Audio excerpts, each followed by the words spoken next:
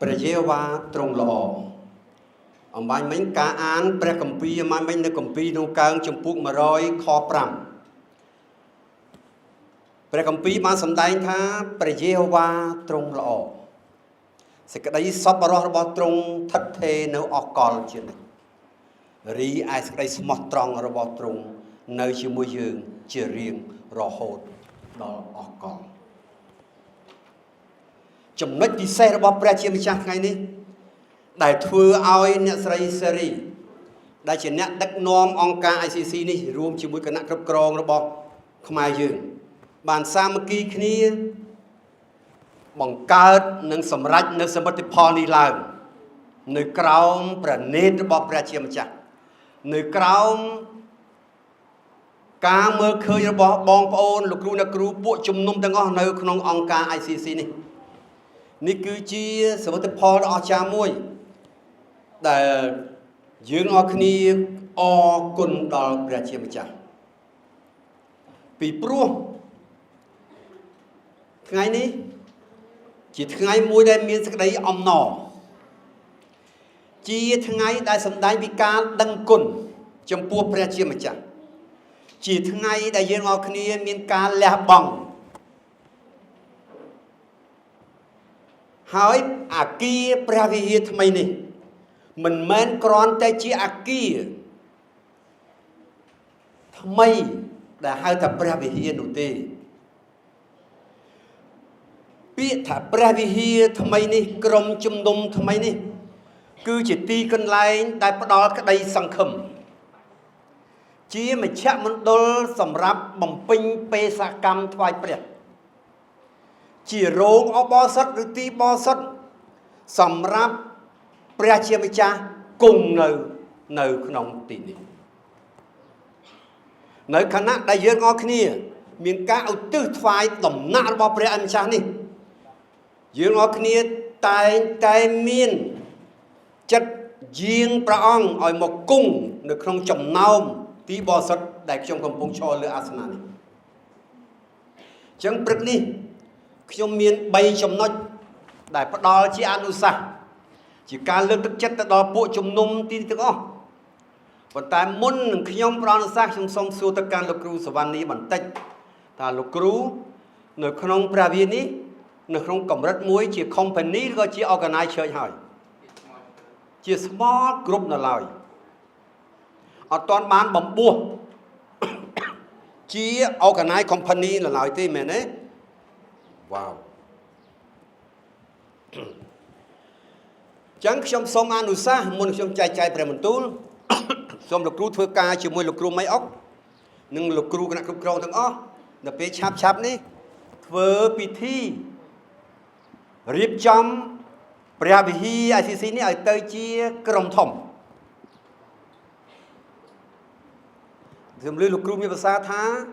សមាជិកភាពមានដល់90នាក់ផ្លាយជាងតែនៅមកថ្វាយគុំបានខ្ទង់50ទៅ60នាក់អញ្ចឹងវាស័ក្តិសមជាមួយនឹងអាគារថ្មីស្រឡាងដែលអ្នកស្រីសេរីខិតខំសម្រិតសម្រាំងនិងរៀបចំជួសជុលឡើងវិញអញ្ចឹងខ្ញុំសូមអនុសាសន៍ទៅកាន់អ្នកស្រីសេរីនិងគណៈគ្រប់គ្រងនិងលោកគ្រូម៉ៃអុកនិងលោកគ្រូធានតំបន់មេតាពិចារណានៅក្នុងគណៈកម្មការព្រះវិហារនេះហើយរៀបចំឲ្យទៅជាក្រុមធំមួយនៅពេលខាងមុខហើយបើសិនអាចឆ្នាំក្រោយទៅជា organize ទៅជាឈើតែម្ដងបើសិនជាអាចពីព្រោះព្រះវិហារស្កឹមស្កៃបណ្ដោយដល់ទៅតឹងដល់11ម៉ែត្របណ្ដោយដល់18ម៉ែត្រឲ្យស្អាតភ្លឹងហើយជាក្រុមនោះមួយដែលរឹងមាំនៅក្នុងអង្គការ ICC ស្រាប់ហើយយើងបានឮថាយើងបានបង្វិលរង្វាយមួយទៀតដល់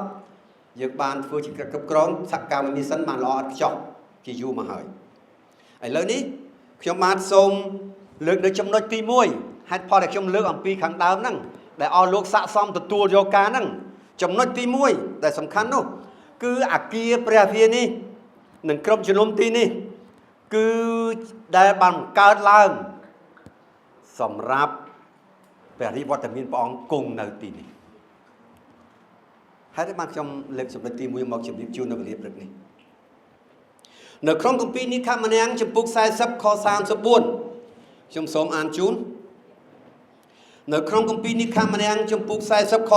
34ព្រះគម្ពីរបានសម្ដែងថានោះពពកក៏ក្រប ដំណាក់របស់ព្រះជាម្ចាស់ហើយសេរីល្អនៃព្រះយេហូវ៉ាបានស្ថិតនៅពេញក្នុងរោងឧបោសថនៅពេលណាដែលសំណង់អគារព្រះវិហារនេះយើងមិនមែនគ្រាន់តែសាងសង់ហេដ្ឋារចនាសម្ព័ន្ធនេះសម្រាប់ថ្វាយបង្គំព្រះពីស៊ីម៉ង់និងពីឥដ្ឋនោះទេតែជាកន្លែងដែលព្រះគង់នៅហើយក្នុងចំណោមយើងជាពួកជំនុំរបស់អង្គការ ICC លើពីនេះទៀតព្រះជាម្ចាស់ទ្រង់ចង់យើងមកគង់នៅជាប់ជាមួយយើងជារៀងរាល់ថ្ងៃរាល់ម៉ោងរាល់នាទីរាល់វិនាទីទាំងអស់ហេតុដែលខ្ញុំលើកទឹកចិត្តជម្រាបជូនបងប្អូនឲ្យយល់អំពីថាព្រះវិហារជាកន្លែងព្រះគង់នៅបងប្អូនអាចនឹងចូលមកទីនេះជួបជាមួយនឹងព្រះអង្គនៅចំណុចទី2ដែលខ្ញុំនឹងលើកជូនមិនមែនជារឿងលេងសើចនោះទេមិនមែនជារឿងលេងសើចនោះទេអញ្ចឹងនៅពេលដែលយើងអរគុណគុណនៅពេលដែលយើងចាប់ផ្ដើមគិតថាកន្លែងនេះគឺជាដំណាក់របស់ផងព្រះអង្គអញ្ចឹងមានន័យថាយើងអាចថ្វាយបង្គំព្រះអង្គតាមរយៈព្រះវិញ្ញាណបរិសុទ្ធហើយយើងអាចរៀបចំការថ្វាយបង្គំជាមួយស្អីពិតតាមរយៈព្រះបន្ទូលផងព្រះអង្គមានតែព្រះបន្ទូលផងព្រះអង្គទេដែលអាចជួយស្អាងជួយកំសាន្តចិត្តយើងជួយរៀបចំជីវិតយើងឲ្យคล้ายទៅជាក្រុមជំនុំដ៏ល្អហើយត្រូវប្រហារតីរបស់ព្រះបាទអ្នកស្រីលិនជីវ៉ាយលោកបានលើកគាំទ្រគំនិតនេះនៅក្នុងគម្ពីរនិខម្នាក់ពុ40ខ34នេះថាព្រះវិហាររបស់ព្រះគឺជាកន្លែងដែលភ្នាក់ងាររបស់ព្រះតែត្រូវបានតែងតាំងឡើងសម្រាប់សង្គ្រោះមនុស្សជាតិទាំងអស់ហើយយើងត្រូវបានរៀបចំឡើងសម្រាប់ការបម្រើពន្ធកិច្ចសម្រាប់បំពេញបេសកកម្មហើយសម្រាប់នាំដំណឹងល្អទៅកាន់សហគមន៍នៅជុំវិញ ICC នេះនិងស្រុកភូមិឃុំទីនេះនឹងទៅកាន់ប្រទេសកម្ពុជានិងលោកីទាំងមូលនៅក្នុងសភៅកិច្ចការពួកសាវកទំព័រលេខ9ហើយខ្ញុំសូមលើកយកទីបន្ទាល់ដ៏អស្ចារ្យមួយរបស់សេចក្ដីសាឡូមោនដែលជាឧទាហរណ៍ងាយយល់បំផុតហេតុអ្វីបានជាខ្ញុំលើកយកចំណុចថាព្រះវិហារជាកន្លែងដែលព្រះគង់នៅហើយបងប្អូនចេះគោរពកោតខ្លាចពីព្រោះនៅក្នុងគម្ពីររបស់ក្សត្រទី2ចំពុក7ខ1ខ2ព្រះគម្ពីរបានសម្ដែងយ៉ាងច្បាស់ខ្ញុំសូមអានជូនកាលសាឡូមោនបានអធិដ្ឋានស្រេចហើយនោះភ្លើងក៏ចុះពីលើមេឃមកបញ្ឆេះដង្វាយដុតនិងចាញ់បូជាទាំងប្រមាណទៅហើយព្រះវិហារបានពេញដោយស្រីល្អនៃព្រះយេហូវ៉ាខ2ពួកសង្ឃចូលទៅក្នុងដំណាក់នៃព្រះវិហារព្រះយេហូវ៉ាមិនបានដោយព្រោះស្រីល្អនៃព្រះយេហូវ៉ានៅពេញក្នុងព្រះវិហារនោះនេះជាឧទាហរណ៍ជាសាក្សីជាក់ស្ដែងក្នុងព្រះគម្ពីររបស់ក្សត្រទី2ចំពុក7ខ1ខ2ចឹងនៅពេលសេចក្ដីសាឡូមោនបានអធិដ្ឋានថ្វាយអគារព្រះវិហារដែលលោកបានសាងសង់កាលពីប្រមាណពាន់ឆ្នាំមុនហ្នឹងថ្វាយទៅព្រះពេលនោះភ្លើងក៏មកបញ្ឆេះដង្វាយដុតនិងដង្វាយយ៉ាញ់បូជាហើយស្រីល្អក៏ភ្លឺពេញព្រះវិហារសូម្បីតែពួកសង្ឃជាមនុស្សមានបាបមិនអាចចូលក្នុងព្រះវិហារបានទេបងប្អូនហើយពីព្រោះអីពីព្រោះតែស្រីល្អរបស់ព្រះគង់នៅក្នុងព្រះវិហារនោះអញ្ចឹងហើយទាញចេញពីគោលការណ៍ក្នុងព្រះគម្ពីរនេះឧទាហរណ៍នៃព្រះគម្ពីរនេះអញ្ចឹងមានន័យថាព្រះវិហារ ICC នេះក៏ជាកន្លែងដែលព្រះគង់នៅជាកន្លែងពេញទៅដោយស្រីល្អរបស់ព្រះដែលយើងត្រូវតែចូលទៅជួបព្រះអង្គដោយស្អីគោរពកោតខ្លាចជារៀងរាល់ថ្ងៃចំណុចទី2ព្រះវិហារនេះគឺជាកន្លែងសម្រាប់អធិដ្ឋាននិងថ្វាយបង្គំព្រះបងប្អូនត្រូវយល់ពីគោលបំណងដែលបង្កើតព្រះវិហារយោងទៅលើគម្ពីរអេសាយចំពុក56ខ7ព្រះគម្ពីរបានសម្ដែងយ៉ាងដូចនេះថាខ្ញុំសូមអានតែមួយឃ្លាចុងក្រោយទេ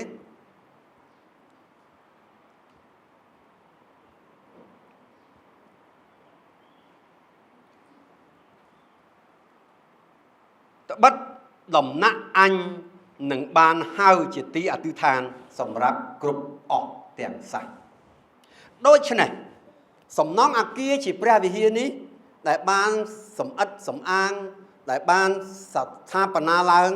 ក្នុងគោលបំណងមួយដើម្បីជាទីកន្លែងសម្រាប់ពួកជំនុំទាំងអស់ដែលមានបញ្ហាទាំងមានបញ្ហាចង់អរគុណព្រះអង្គទាំងមានបញ្ហាទុក្ខកង្វល់ទាំងមានបញ្ហាឈឺចាប់បញ្ហាអ្វីក៏ដោយចូលមកទីនេះដើម្បីអធិដ្ឋានដើម្បីជួបជាមួយព្រះអង្គនៅក្នុងទីបរិសុទ្ធនេះនៅពេលណាដែលអាចក្រោមការដឹកនាំរបស់លោកគ្រូមិនអស់កូនយុវជនប៉ាម៉ាក់លោកគ្រូអ្នកគ្រូក្រុមជំនុំទាំងអស់មានសិទ្ធិនឹងចូលទីនេះដោយសេរីនៅពេលណាដែលមានបំណងប្រាថ្នាណាមួយដើម្បីទូលថ្វាយព្រះអង្គពីរឿងទុក្ខកង្វល់ដែលយើងមានសូមអនុញ្ញាតពីប្រធានព្រះវិហារចូលមកអធិដ្ឋាននៅមុខនេះជាមួយនឹងអ្នកដឹកនាំទីនេះនេះជាទីកន្លែងសម្រាប់អធិដ្ឋាននិងថ្វាយបង្គំព្រះអង្គយើងក៏មានសិទ្ធិក្នុងការចូលមកថ្វាយបង្គំជាក្រុមតូចដើម្បីនឹងថ្វាយបង្គំព្រះអង្គជាមួយគ្នាដោយចេញពីដួងចិត្តសុទ្ធសាធចេញពីចិត្តដែលគោរពព្រះអង្គជាព្រះអម្ចាស់ពីព្រោះព្រះយេហូវ៉ាទ្រង់ល្អសេចក្តីសប្បុរសអស្ចារ្យសេចក្តីស្មោះត្រង់ក៏អស្ចារ្យយើងគួរតែគោរពចំពោះព្រះអង្គទើបជីវិតយើងបានទទួលនៅសេចក្តីសុខសាន្តនិងសុវត្ថិភាពក្នុងឆាកជីវិតរបស់យើងខ្ញុំបានជម្រាបជូនថាខ្ញុំមិននិយាយវែងទេដូច្នេះទីនេះឯងដែលជាទីសម្រាប់ទិដ្ឋានសម្រាប់អីសម្រាប់ព្យាបាលជំងឺខាងរូបកាយទាំងជំងឺផ្លូវអារម្មណ៍ជំងឺផ្លូវចិត្តមិនលោកគ្រូសុភាពចាំច្បាស់ថាខ្ញុំប្រហែលជាមានបញ្ហាផ្លូវចិត្តខ្លះធ្វើការបានជាពិបាកគេបានតែ3 4ម៉ោង5ម៉ោងបាទលោកគ្រូកុំប្រើពាក្យច្រឡំមកស្នាផ្លូវចិត្ត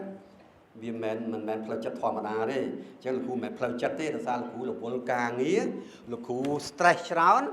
លោកគ្រូអត់មានពេលកណា stress អត់មានពេលនឹងគេងបានទេព្រោះធ្វើការងារបម្រើក្រុមហ៊ុនឬក៏អង្គការឬក៏កន្លែងស្ថាប័នសាលារៀនណាមួយគឺត្រូវតែទទួលខុសត្រូវអញ្ចឹងបាទលោកគ្រូធានគាត់ថាខ្ញុំរកស៊ីហើយមិនតែលោកគ្រូខ្ជិលបាទវាខុសត្រូវការមានសេរីភាពប៉ុន្តែទោះបីរកស៊ីនឹងក៏ដោយក៏នៅតែទទួលខុសត្រូវដែរក៏នៅតែ stress ដូចគ្នាព្រោះគិតមានកម្រងការទាំងអស់អញ្ចឹងហើយបានជាកន្លែងនេះជាកន្លែងមួយដែលក្មួយណាដែលចង់ចូលមកលោកគ្រូសុភាពគាត់ចង់ចូលមកជួបលោកគ្រូមីអុកនាំចូលមកបើគាត់មានអារម្មណ៍ថាខ្ញុំជាមនុស្សមានបាបបានប្រព្រឹត្តធ្វើអំពើបាបណាមួយដែលមិនគួរអធិដ្ឋានទេសូមលោកគ្រូមីអុកមេត្តាអធិដ្ឋានជួបខ្ញុំផងលោកគ្រូមីអុកអត់ត្រូវយករឿងគាត់ផ្ទាល់ទៅប្រាប់គេដទៃទៀតទេបើជាគេសាធារណៈអត់ទេអញ្ចឹងគាត់ត្រូវទទួលខុសត្រូវក្នុងការអធិដ្ឋានឲ្យលោកគ្រូសុភាព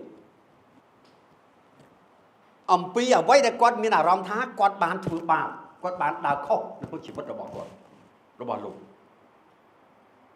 នឹងជាប្រយោជន៍ដែលមានព្រះវិហារគឺអញ្ចឹងឬក៏ព្រះវិហារនេះលោកគ្រូសវណ្ណនេះក៏រៀបចំមួយក្រុមមីអុកនិងគណៈគ្រប់គ្រងឲ្យមានការអធិដ្ឋានប្រជុំអធិដ្ឋានរៀងរាល់ថ្ងៃពុធឬថ្ងៃណាមួយសប្តាហ៍មួយអាទិត្យម្ដងអាចចូលមកដើម្បីលន់តួដើម្បីទូលថ្វាយអធិដ្ឋានសម្រាប់គម្រោងការផ្សេងនៅក្នុងអង្គការ ICC នេះត្រូវតែមានភាពរឹងមាំក្រុមនឹងតែម្ដងនោះព្រះអង្គប្រទានពរដល់អង្គការ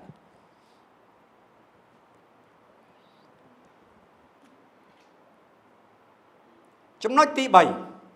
ខ្ញុំចង់សួរបញ្ចប់បន្តិចចំណុចទី3យើងឃើញហើយជាចំណុចសំខាន់ហេតុផលដែលបង្កើតជាអគារព្រះវិហារនេះគឺសម្រាប់បំពេញបេសកកម្មនិងបំរើអ្នកដទៃទៀតដោយសេចក្តីស្រឡាញ់របស់ព្រះដោយអស់លោកបានលើកអស់ហើយហេតុឯបានជាបងប្អូនឆ្ងល់ហេតុបានជាតសេរីសេរីគាត់ខំខ្នះខ្នែងបើម៉េះឲ្យមានមណ្ឌលកំព្រាឲ្យមានសាលារៀនឲ្យមានខាងកសិកម្មខ្ញុំមិនដឹងខាងផ្សេងទៀតដទៃទៀតច្រើននៅក្រមគណៈគ្រប់គ្រងអស់លោកពីព្រោះតែរឿងហ្នឹងឯងពីព្រោះតែធ្វើដើម្បីបំរើសង្គមអញ្ចឹងយើងដឹងហើយក្នុងវិមាថាជំពូក18ខ18 28ព្រះយេស៊ូវមានទូលថាចូលទៅបញ្ចុះបញ្ចូលឲ្យមានសិស្សគ្រប់ទាំងសាសហើយ ឲ្យគេបានធ្វើបុណ្យជាមួយទឹកហើយនឹងបង្ហាត់បង្រៀនគេអំពីដំណឹងល្អរបស់ផងព្រះអង្គជាព្រះបន្ទូលផងព្រះអង្គដើម្បីឲ្យគេបានទទួលសេចក្តីសង្គ្រោះដូចជាយើងដែរអញ្ចឹងកិច្ចការយើងមិនមែនត្រឹមតែយើងទេណាជាបានប៉ាម៉ាក់ក៏មានទូនទីមើលក្មេងៗកំព្រាហ្នឹងលោកគ្រូបង្រៀនអញ្ចឹងលោកគ្រូមិនមែនគ្រាន់បង្រៀនតែអក្សរចំណេះទូទៅទេបង្រៀនទៅទៀតបង្រៀនទាំងពីចរិតបង្រៀនតាំងពីការសពទាំងអស់នៅក្នុងការរស់នៅសង្គមសិលធម៌ពិសេសបំផុតគឺព្រះបន្ទូលរបស់ព្រះអញ្ចឹងព្រះវិហារនេះមិនមែនគ្រាន់តែជាកន្លែងមួយសម្រាប់យើងរាល់គ្នាចូលមកបម្រើតែសហគមន៍ទេមិនមែនតែប៉ុណ្្នឹងទេណាបាទដោយគណៈគ្រប់គ្រងលោកច័ន្ទរីលោករាជូរអ្នកផ្សេងៗទៀតទីនេះមិនអុកក៏ដោយទាំងអស់គ្នាទីនេះមិនមែនគ្រាន់តែប៉ុណ្្នឹងទេជាកន្លែងមួយដែលលោកមីអុកត្រូវទទួលខុសត្រូវក្នុងការចែកចាយព្រះបន្ទូលនៅរៀងរាល់សប្តាហ៍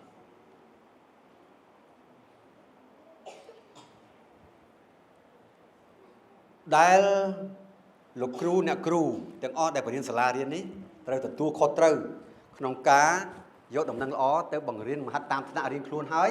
ប្រាប់គេអំពីបើអាចអំពីដំណឹងល្អព្រះយេស៊ូវទៀត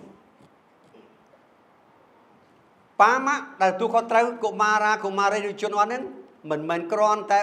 ចិញ្ចឹមអាហារមើលការខុសត្រូវពីរឿងជីវិតរស់នៅស្លៀកពាក់ដេកដើរឈរអង្គុយទេ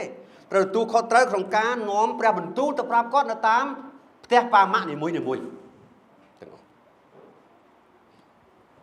ប៉ុន្តែរាល់ទាំងវើទាំងលោកទាំង3នាក់មិនខ្ញុំនិយាយមិនតាទីហោទៅ3ហ្នឹងទាំងលោកគ្រូមីអុកទទួលខុសត្រូវខាងព្រះវិហារទាំងលោកគ្រូច័ន្ទរីទទួលខុសត្រូវខាងសាលារៀនទាំងលោកគ្រូណាផ្សេងទៀតទទួលខុសត្រូវខាងប៉ាម៉ាក់ហ្នឹងត្រូវតែធ្វើប្រព្រឹត្តជាមួយនឹងយុវជនកុមារកំព្រាដោយចិត្តសប្បុរសហើយអត់ធ្មត់ជាទីបំផុត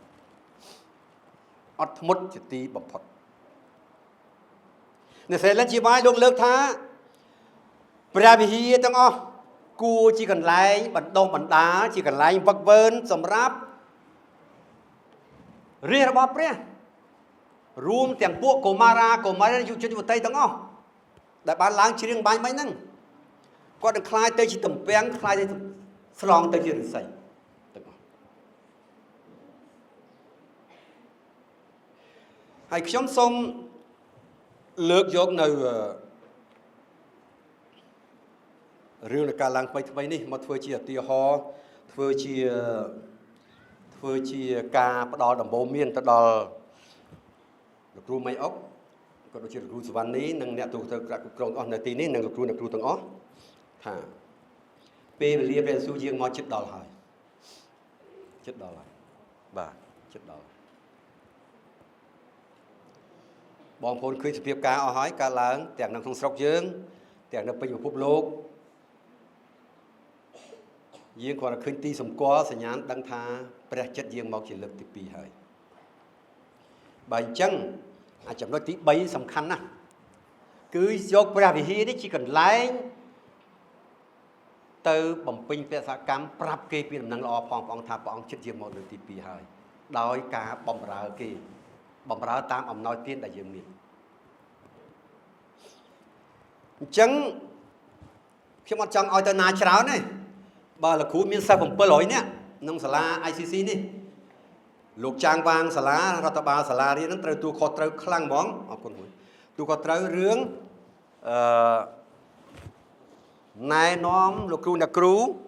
បូតរបស់សាលារៀនហ្នឹងឲ្យផ្ដោតទៅលើបញ្ហាផ្សាយដំណឹងល្អផ្ដោតទៅលើ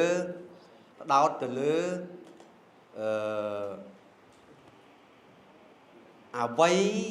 ដែលបានទទួលផលលាភនឹងពីសេចក្តីសង្គ្រោះជាជាងទទួលផលលាភនឹងខាងផ្នែកសាច់ជាតិ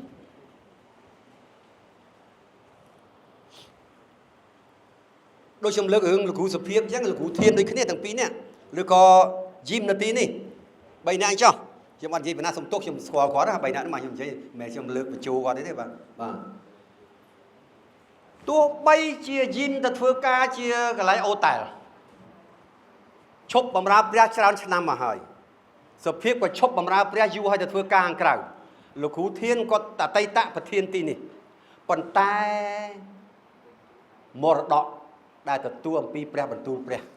នៅក្នុងជីវិតលោកទាំង3ហ្នឹងនៅតែស្គាល់ព្រះនិងស្រឡាញ់ព្រះគោរពព្រះកោតខ្លាចចំពោះព្រះជាជាងកោតខ្លាចចំពោះមនុស្ស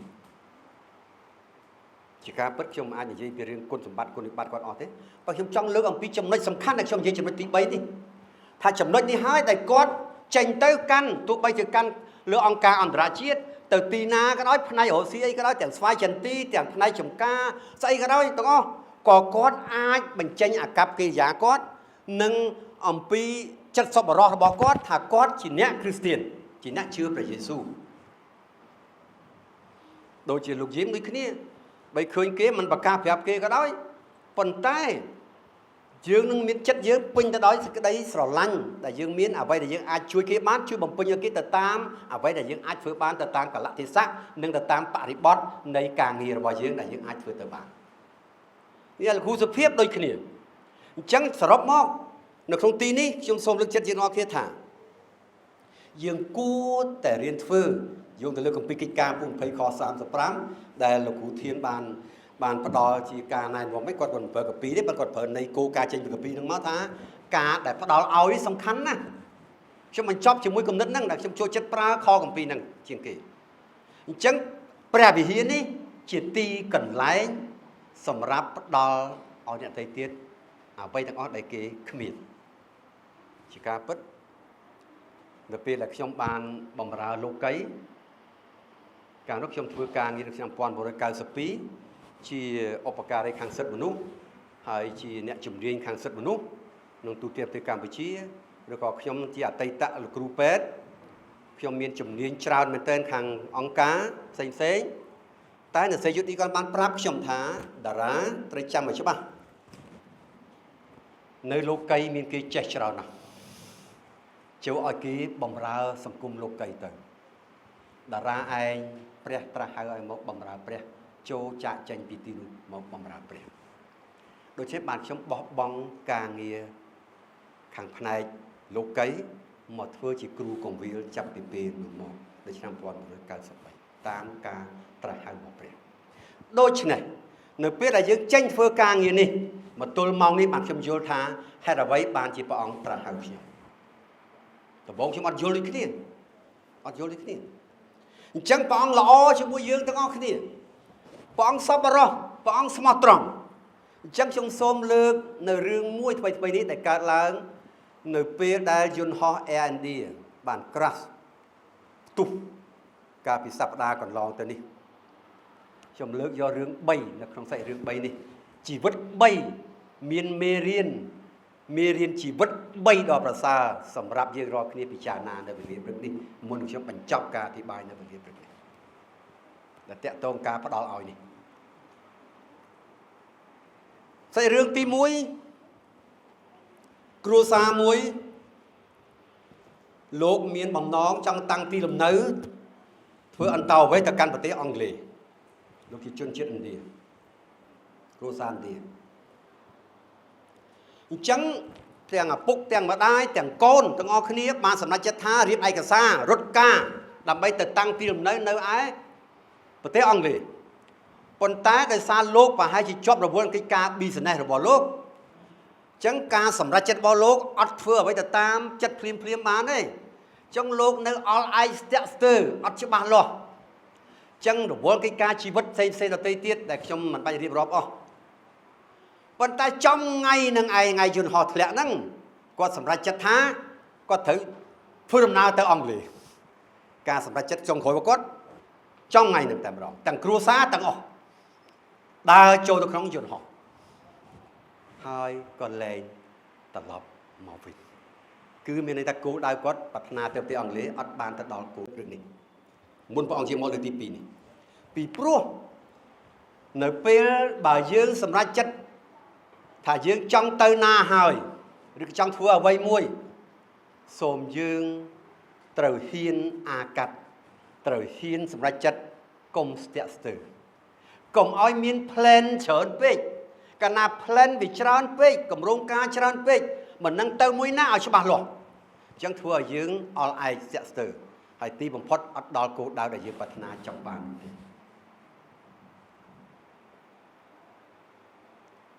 មេរៀនទី2ស្ត្រីម្នាក់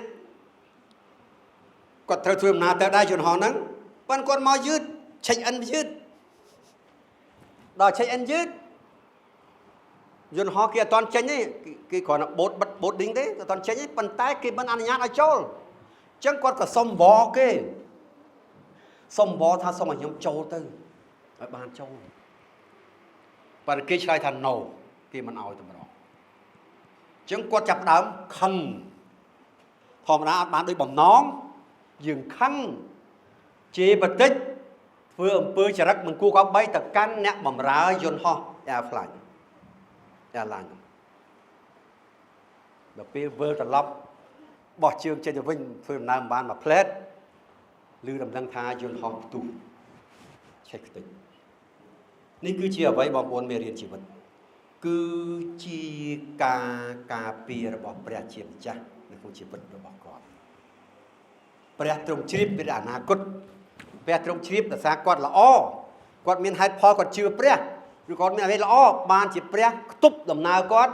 បង្កបញ្ហាមកឲ្យគាត់ទៅបានដើម្បីជួយរក្សាជីវិតរបស់គាត់នេះជាមេរៀនទី2ដែលយើងគួររៀននៅរៀនព្រឹកនេះមានពេលខ្លះជីវិតយើងដូចគ្នាជីវិតយើងដូចគ្នានៅពេលណាដែលយើងអត់បានបំណងអ្វីមួយយើងតែងតែមានការអន្ទះអន្ទែងអន្ទះសារយើងមានការធុញថប់មិនសប្បាយចិត្តអញ្ចឹងអស់លោកគណៈគ្រប់គ្រងដឹងស្រាប់ហើយគ្រប់គ្រងគ្រូបង្រៀនគ្រប់គ្រងប៉ាម៉ាក់គ្រប់គ្រងយុវជនកុមារកំព្រាជាច្រើនគឺអាចមានបញ្ហាខ្លះដែលយើងគួរតែរៀននៅមេរៀននេះដែលយើងត្រូវរៀនអត់ធ្មត់ដែលយើងរៀនស្ដាប់ព្រះបន្ទូលព្រះរៀនអធិដ្ឋានសុំព្រះរៀនចូលព្រះវិហារជាមួយលោកគ្រូមីអុកដើម្បីសុំព្រះនៅពេលណាអត់បានដូចបំណងប្រាថ្នាយើងចង់បានអ្វីមួយរៀនធ្លាក់រៀនមិនល្អមានបញ្ហាបែកបាក់សេចក្តីស្រឡាញ់រវាងសង្សាររអីប្រពន្ធបញ្ហាគ្រូជាមួយមេនាយកសាលាបញ្ហាទាំងអស់គឺត្រូវតែគិតដល់មេរៀននេះហើយរៀបចំខ្លួនឲ្យបានល្អប្រសើរដើម្បីឲ្យយើងបានទទួលនៅសេចក្តីសុខសាន្តនៅក្នុងឆាកជីវិតរបស់យើងរឿងទី3រឿងទី3ជារឿងមួយសំខាន់ដែលនៅសល់រស់តែម្នាក់គត់គឺគាត់តែម្ដងបរិមម្នាក់ទិញសម្បត្តិយន្តហោះទៅអង្គុយចំកៅអីកន្លែងពាក់កណ្ដាលទ្វារចេញបងប្អូនធ្លាប់ជិះយន្តហោះដឹងហើយយន្តហោះគេមានកន្លែង exit way គេអាកណ្ដាលតងស្លាប់កន្លែងហ្នឹងហើយតាមអរិញព័ត៌មានខ្ញុំមើលហ្នឹងតាមដានហ្នឹងគឺចង់កៅអីលេខ 11A អាកៅអី 11A ហ្នឹងគឺកូនខ្ញុំតែប្រាប់ថាប៉ាកុំជិះអសោះកន្លែងហ្នឹងពួកកន្លែងស្លាប់ហើយគេកម្រយូរខ្ញុំជិះម្ដងជួបម្ដងអង្គុយកន្លែងហ្នឹងគេឲ្យជិះហើយសុំដូរគេព្រោះជឿថាញើតដែរប៉ុន្តែបាយជាលោកហ្នឹងម្នាក់ហ្នឹងគាត់រស់ទៅវិញអញ្ចឹងនៅពេលយន្តហោះហ្នឹងហោះផឹងទៅមួយនាទីទៅបុកអាគារហ្នឹងឬក៏ធ្លាក់ដល់ប្រការណាមួយហ្នឹងវាដាច់យន្តហោះជាពីរដាច់ជាពីរទៅចំកៅអីគាត់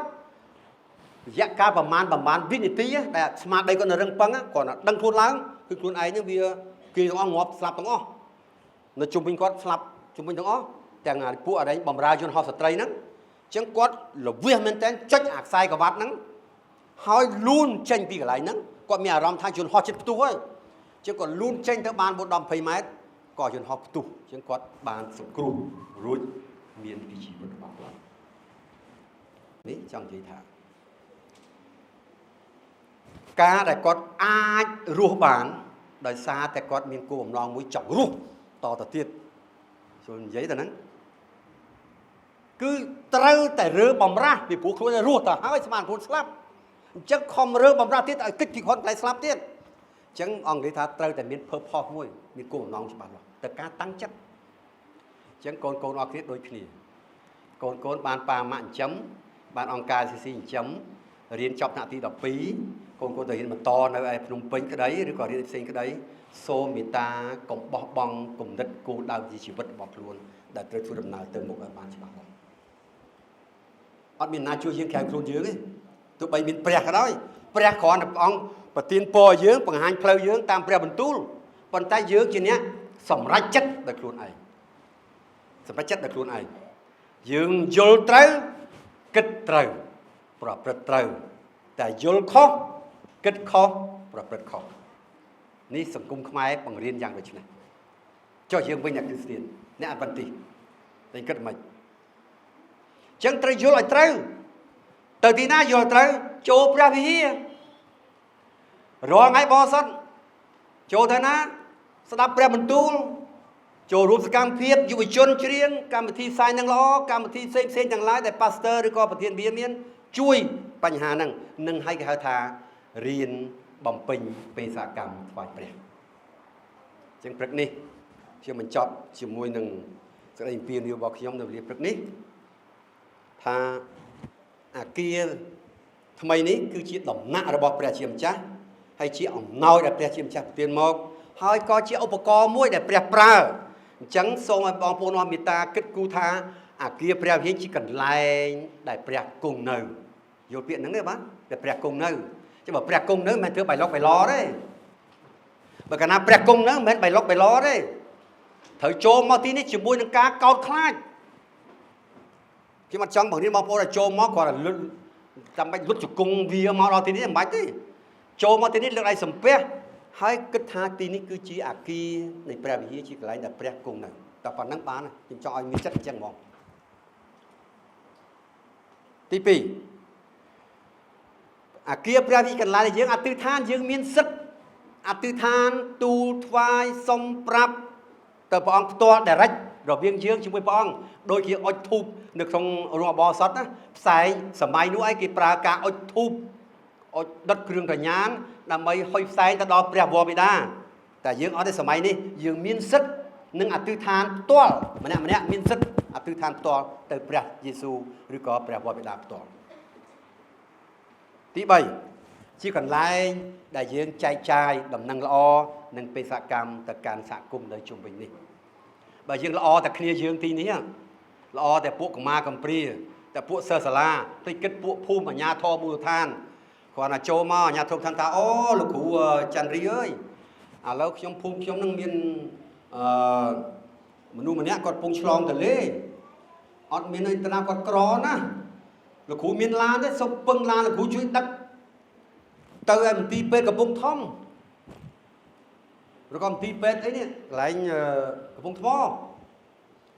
ចាលោកគ្រូចាស់នេះថាអូគ្មានឡានទេមានកុំឲ្យទេល្អអត់លោកគ្រូមានភូមិអត់ទេ